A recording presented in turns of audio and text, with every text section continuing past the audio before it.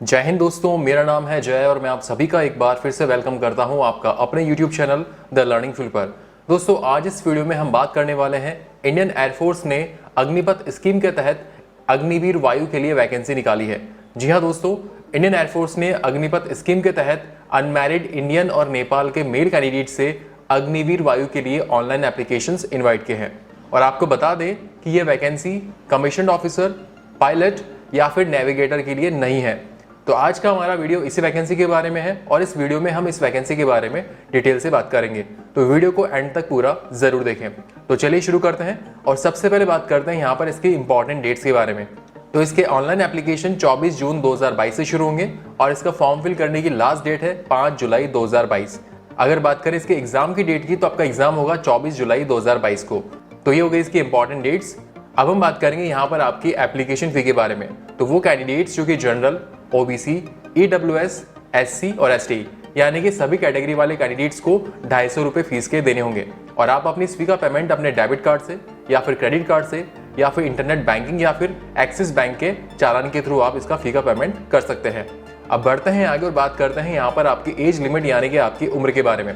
तो यहाँ पर आपकी जो कम से कम उम्र है वो 17.5 साल हो सकती है और आपकी अधिकतम उम्र 23 साल तक हो सकती है। यानी कि जो आपका जन्म है वो 29 दिसंबर 1999 से लेकर 29 जून 2005 के बीच हुआ हो तो आप इस वैकेंसी के लिए अप्लाई कर सकते हैं। तो ये हो गई आपकी एज लिमिट। अब हम बात करेंगे यहाँ पर आपके पे स्केल के बारे में। तो स्क्रीन पर आप एक टेबल देख पा रहे हैं। जैसा कि आपको पता है कि अग्निवीर का सर्विस पीरियड कुल 4 साल का होगा और इन 4 सालों में से जो आपका सर्विस का पहला साल होगा उसमें आपका मंथली पैकेज रहेगा 30,000 रुपये और इन 30,000 रुपये का 70% यानी कि 21,000 रुपये आपको इन हैंड मिलेगा और बाकी का जो 30% है यानी कि 9,000 रुपये वो आपका अग्निवीर कॉर्पस फंड में डिपॉजिट हो जाएगा। आपकी सर्विस के सेकंड ईयर में आपका मंथली पैकेज रहेगा 33,000 रुपये और इन 33,000 का 70% यानी कि 23,100 रुपये जो है आपका इन हैंड आपको सैलरी मिलेगी और बाकी का 30% यानी कि 9,900 रुपये आपका अग्निवीर कॉर्पस फंड में डिपॉजिट होगा। आपकी सर्विस के तीसरे साल में आपका मंथली पैकेज रहेगा 36,500 रुपये और इन 36,500 रुपये का 70% यानी कि 25,580 रुपये आपको इन हैंड मिलेगा और बाकी का 30% यानी कि 10,950 रुपये आपके अग्निवीर कॉर्पस फंड में जमा हो जाएंगे। और फिर आपके चौथे साल में यानी कि आपके सर्विस के लास्ट ईयर में आपका मंथली पैकेज रहेगा 40,000 रुपये और इन 40,000 रुपये का 70% यानी कि 28,000 रुपये आपको इन हैंड दिया जाएगा और बाकी का 30% यानी कि 12,000 रुपये आपका जो है अग्निवीर कॉर्पस फंड में डिपॉजिट हो जाएगा। तो ये हो गया आपका पे स्केल। अब हम बात करेंगे यहाँ पर इसकी एजुकेशनल क्वालिफिकेशन के बारे में। तो यहाँ पर पहले हम बात करेंगे उन कैंडिडेट्स के बारे में जो कि साइंस सब्जेक्ट के लिए अप्लाई कर रहे हैं। तो ऐसे कैंडिडेट्स के पास भारत सरकार द्वारा मान्यता प्राप्त किसी बोर्ड से आपको 12वीं पास होना जरूरी है और ये जो आपने 12वीं पास करी है इसमें आपके मैथ्स, फिजिक्स और इंग्लिश सब्जेक्ट होना जरूरी है।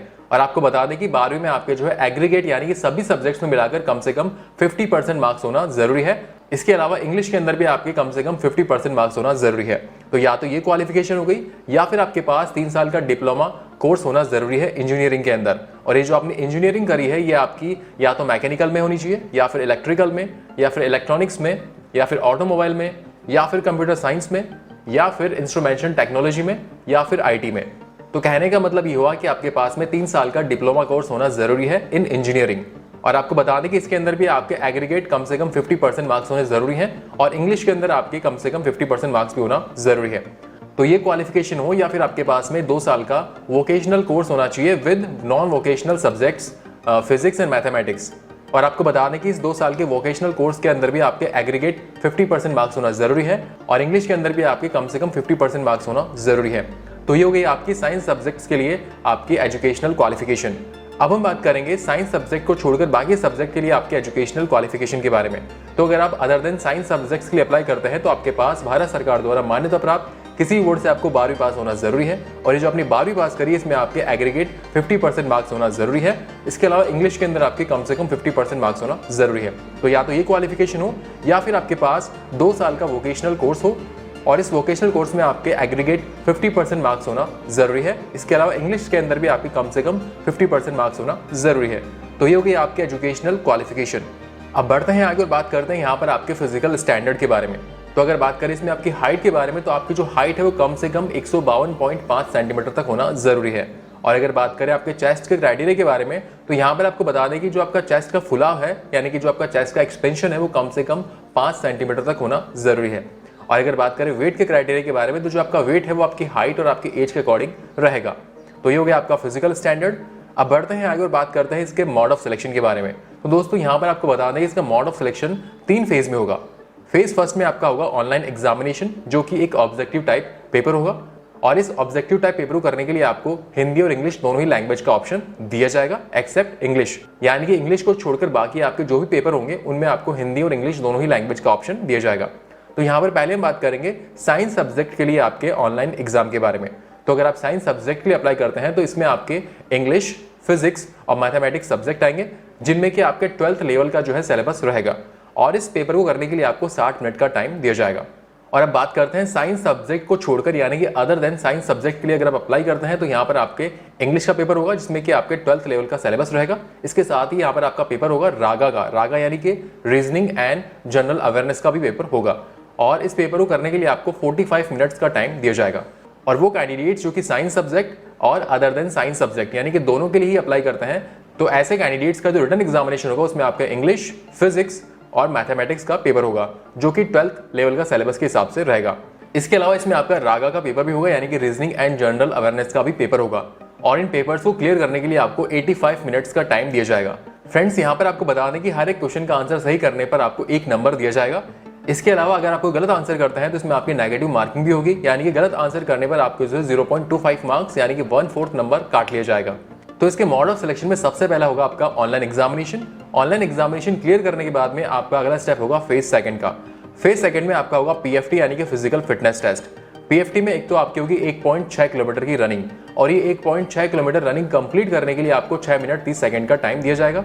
इसके अलावा यहाँ पर आपका होगा 10 पुशअप्स, इसके अलावा 10 सिटअप्स और 20 स्क्वाट्स। तो ये हो गया इसका पीएफटी।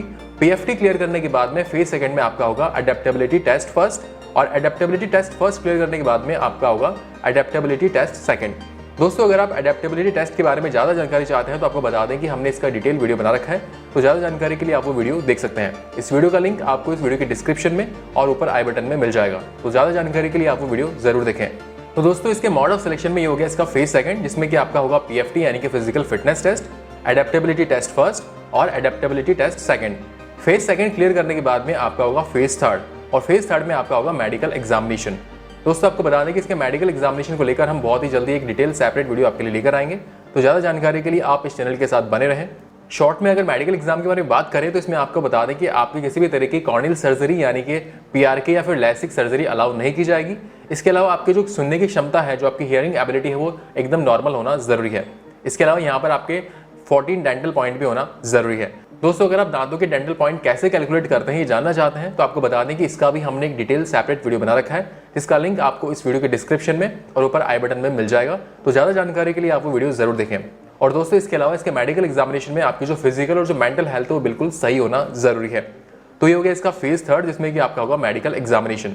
अब बढ़ते हैं आगे और बात करते हैं कि आप इस वैकेंसी के लिए कैसे अप्लाई कर सकते हैं। तो इस वैकेंसी के लिए अप्लाई करने के लिए इसकी ऑफिशियल वेबसाइट www.agnipatvayu.cdac.in पर जाकर आप इसका फॉर्म फिल कर सकते हैं, और इसका फॉर्म फिल करने की लास्ट डेट है 5 जुलाई 2022। सो फ्रेंड्स, ये वीडियो था अग्निपथ स्कीम के तहत अनमैरिड इंडियन और नेपाल के मेल कैंडिडेट से अग्निवीर वायु के लिए इंडियन एयरफोर्स ने एप्लीकेशंस इनवाइट किए हैं, उसके बारे में। दोस्तों, उम्मीद करते हैं कि यहाँ पर हमने आपको जो इन्फॉर्मेशन दी वो आपको अच्छी लगी होगी। अगर वीडियो अच्छा लगा हो तो इस वीडियो को लाइक और अपने दोस्तों के साथ शेयर जरूर करें, और फ्यूचर में इस चैनल पर इसी तरह की यूजफुल वीडियोस देखने के लिए इस चैनल को सब्सक्राइब करके बेल आइकन जरूर दबाएं, जिससे आपको ऐसे ही यूजफुल वीडियोस के अपडेट्स मिलते रहें। So thank you for watching our video. जय हिंद।